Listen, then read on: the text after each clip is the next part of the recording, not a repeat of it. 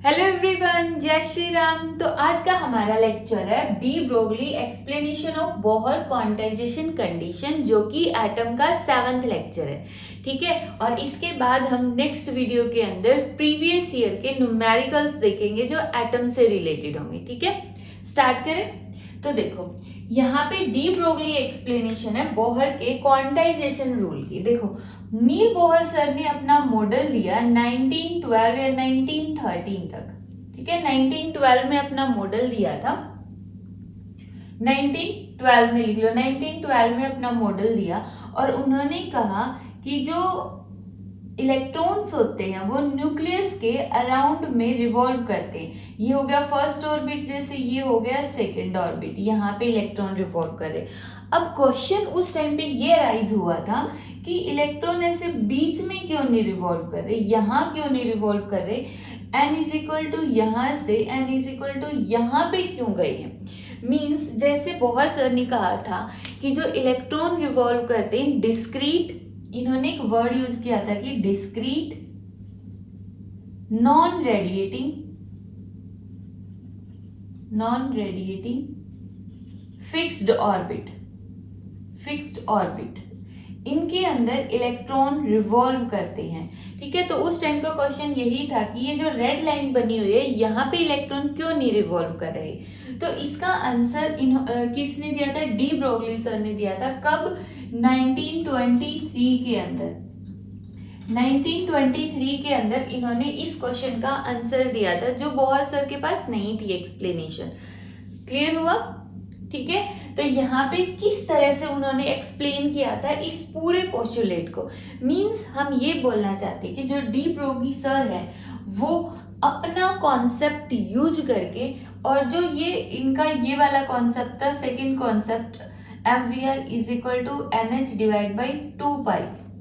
ठीक है, Bohr quantization rule for angular momentum, इस कॉन्सेप्ट को डिराइव किया था। ठीक है, स्टार्ट करें।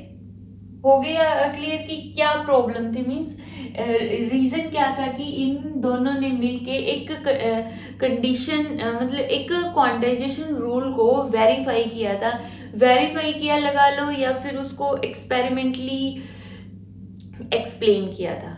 स्टार्ट करते हैं। देखो, तो यहाँ पे इन्होंने, जो डी ब्रोगी सर ने कहा था कि इलेक्ट्रॉन है वो न्यूक्लियस के अराउंड में रिवॉल्व कर रही है। न्यूक्लियस हो गया, जैसे ये ऑर्बिट हो गया, फर्स्ट ऑर्बिट लगा लो, ये फर्स्ट ऑर्बिट है।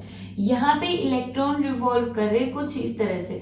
देखो, डी ब्रोगी सर ने कहा कि जो एक पार्टिकल है, अगर वो पार्टिकल मूव कर रहा है, कोई भी पार्टिकल अगर मूव कर रहा है तो उसके साथ एक वेव एसोसिएटेड होती है, जिसको इन्होंने नाम दिया था डी ब्रोगी वेव।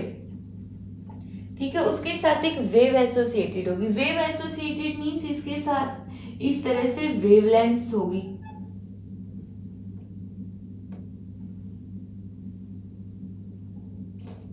ठीक है, इस तरह से यहाँ पे क्या बन गई, वेवलेंथ। वेवलेंथ कैसे, देखो यहां से शुरू होके यहाँ पे एक वेवलेंथ है, फिर यहाँ से यहाँ तक दूसरी वेवलेंथ है, यहाँ से यहाँ तक तीसरी वेवलेंथ है, और यहाँ से यहाँ तक फिर 4 वेवलेंथ है। मींस इस पूरे के अंदर मान लो 4 वेवलेंथ बन गई है। ठीक है, इतना क्लियर हुआ। यहाँ पे इलेक्ट्रॉन रिवॉल्व करेगा, और यहाँ पे ऑर्बिट का मतलब क्या होता है, ऐसा नहीं है कि जैसे रोड बना होता है तो वो ऐसा कोई रोड है। ऑर्बिट का मतलब जैसे मार्कर है, मैंने इसको सर्कल में घुमाया, घूम रहा है ना सर्कल में, तो क्या कोई ऐसा ऑर्बिट दिख रहा है यहाँ पे? तो ऑर्बिट का मतलब बस ये घूम कैसे रहा है, ऐसे। तो यहाँ पे जब ये पार्टिकल घूमेगा तो इसके साथ इस तरह से एक वेव एसोसिएटेड होगी। अब देखो, ये तो फर्स्ट ऑर्बिट के अंदर। अब मान लो हम गए सेकंड ऑर्बिट के अंदर। अब क्या किया, बाहर से कोई रेडिएशन इस इलेक्ट्रॉन पे फॉल करवा दी। बाहर से कोई रेडिएशन आई और इस इलेक्ट्रॉन के ऊपर फॉल करवा दी। बाहर से फोटोन आया और यहाँ पे जो इलेक्ट्रॉन होगा उस इलेक्ट्रॉन के ऊपर फॉल हो गए। ठीक है, तो अब क्या करेगा, जब फर्स्ट ऑर्बिट के अंदर इलेक्ट्रॉन पे फोटोन फॉल हो गए तो वो इलेक्ट्रॉन कहाँ जाएगा, सेकंड ऑर्बिट में, मींस हायर स्टेट के अंदर, जो उसकी हायर एक्साइटेड स्टेट होगी वहां जाएगा। मान लेते हैं कि ये कहाँ गया, n इज इक्वल टू 2 पे गया। तो अब देखो, अब फिर से इस ऑर्बिट में भी इलेक्ट्रॉन के साथ एक वेव एसोसिएटेड होगी।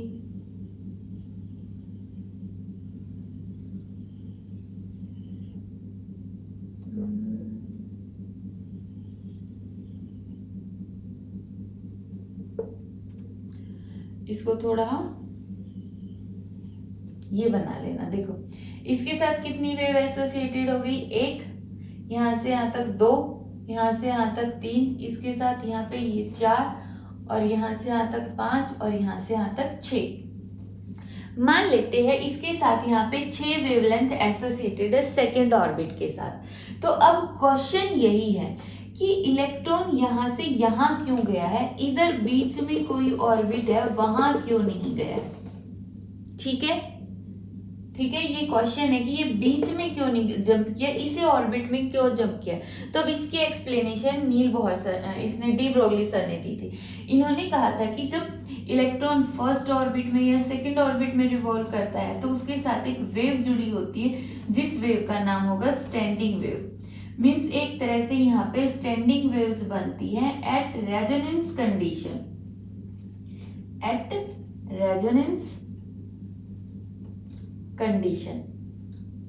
ठीक है, स्टैंडिंग वेव्स की फॉर्मेशन होगी एट रेजोनेंस कंडीशन। इसका मतलब क्या है, स्टैंडिंग वेव का मतलब होगा कि non radiating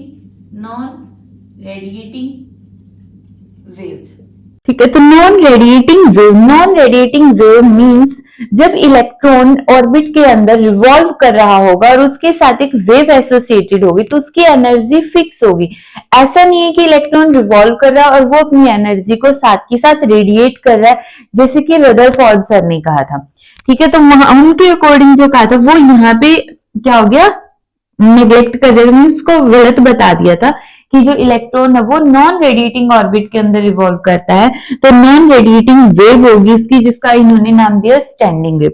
at resonance condition, देखो अब ये जो रेड वाली लाइन है ना, इसको एक बार दोबारा से समझना। देखो ये यहाँ पे ये बोलना चाहते हैं कि हम यहां से फर्स्ट ऑर्बिट से इधर ही क्यों जाते, बीच में क्यों नहीं जाते, मीन्स यहां क्यों नहीं इलेक्ट्रॉन रिवॉल्व कर सकता। तो देखो अगर हम मान लेते कि इलेक्ट्रॉन यहां रिवॉल्व करेगा तो इस तरह से इसके साथ भी वेव्स एसोसिएटेड होगी। तो ये देखो कुछ इस तरह से यहाँ पे जो इसकी इसकी क्रस्ट और इसकी ट्रफ है एक दूसरे के ऊपर फॉल होगी, जिसकी वजह से यहाँ पे डिस्ट्रक्टिव इंटरफेरेंस होगा, डिस्ट्रक्शन होगा। और डिस्ट्रक्शन की वजह से ये हम क्या बोलना चाहते हैं कि जो वेव्स एसोसिएटेड होती है, waves associated with electrons dies out at some time means जैसे जैसे इलेक्ट्रॉन रिवॉल्व करता जाएगा वो डिस्ट्रक्टिव इंटरफेरेंस शो करता जाएगा और ये पूरी की पूरी वेव है वो डाइज हो जाएगी। मीन्स यहाँ पे वो एनर्जी एग्जिस्ट ही नहीं करती। ठीक है, तो जैसे सेकेंड यहाँ पे क्या हो गया कि इधर 4 वेवलेंथ थी, इधर कितनी वेवलेंथ होगी, फिर 5 या 6 वेवलेंथ हो गई, जितनी भी है। ठीक है, तो बीच में नहीं करेगा क्योंकि बीच में अगर वहां पे इलेक्ट्रॉन रिवॉल्व करेगा तो उसकी वेव की क्रस्ट अपनी ही एक पार्ट के अपनी ही वेव के किसी तरफ वाले पोर्शन पर गिरेगी और वहां पे डिस्ट्रक्शन होगा। तो इस वजह से यहाँ पे जो इलेक्ट्रॉन है वो बीच में लाई नहीं करेगा। इस ऑर्बिट के बाद अगर कोई एनर्जी वैल्यू परमिसिबल है, उसकी वैल्यू की परमिशन है, तो वो n इज इक्वल टू इस यहाँ पे ऑर्बिट की है। ठीक है, तो ये इन्होंने डी ब्रोगली सर ने इसकी एक्सप्लेनेशन दी थी। अब इसका प्रूफ देखते हैं। तो यहाँ पे देखो इन्होंने क्या कहा कि de Broglie a stationary orbit is that which contain integral number of de Broglie waves.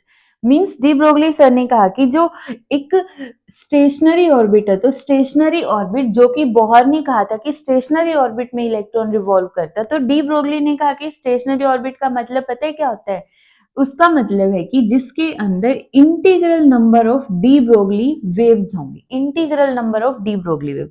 देखो बोहर के अकॉर्डिंग तो क्या होगा, जो एंगुलर मोमेंटम है वो is equal to NH cut होगा। ठीक है, NH cut means NH divide by 2 pi. और इन्होंने कहा कि ये जो ऑर्बिट है ना वो किसके इक्वल होगा, integral multiple of de Broglie waves means wavelength. तो इन्होंने एन एच डिवाइड बाई 2 पाई कहा था और इन्होंने एन लैम्डा बोला है। अब इन दोनों को मिक्स करके जो हम बोहर क्वांटाइजेशन रूल पढ़ते हैं वो डिराइव करते हैं। तो टोटल डिस्टेंस कवर्ड जो इलेक्ट्रॉन है, टोटल डिस्टेंस कवर्ड कितनी करता है, 2 pi are circumference of orbit. मान लेते हो फर्स्ट ऑर्बिट में नहीं है कोई, nth ऑर्बिट है, इलेक्ट्रॉन उसमें रिवॉल्व करता है, तो 2 पाई आर एन। तो यहाँ पे जो सरकमफ्रेंस ऑफ ऑर्बिट है, सरकमफ्रेंस ऑफ ऑर्बिट किसके इक्वल होगा, एन एन लैम्डा, एन लिख सकते हो या फिर सिंपल एन लैम्डा बोलेंगे। किसके लिए, for permissible orbit, for permissible orbit mean सिर्फ यही ऑर्बिट पॉसिबल होगा, इसके अलावा कोई ऑर्बिट पॉसिबल नहीं होगा। ठीक है, तो सरकमफ्रेंस है हमारी 2 pi r n is equal to n lambda. अब हमें पता है कि जो डी ब्रोगली की जो इक्वेशन है लैम्डा, उसके अकॉर्डिंग क्या हो गया, एच डिवाइड बाई 2 पाई नहीं, H divide by momentum M V. जो हमने डी ब्रोगली वेव पढ़ी थी उसके साथ एक वेव एसोसिएटेड होती है जिसकी वेवलेंथ होती है H divide by momentum M V. तो यहां से एम वी को उस साइड ले जाओ और ये किसके इक्वल आ गया, N H divide by 2 pi या फिर N H cut M V R N. यही था हमारा which is Bohr's second postulate, which is Bohr's second postulate of quantization of angular momentum। ठीक है, तो ये थी हमारी इस पूरे टॉपिक की एक्सप्लेनेशन। कर लोगे इसको, कोई डाउट हो तो कमेंट सेक्शन के अंदर पूछ सकते हो। ठीक है।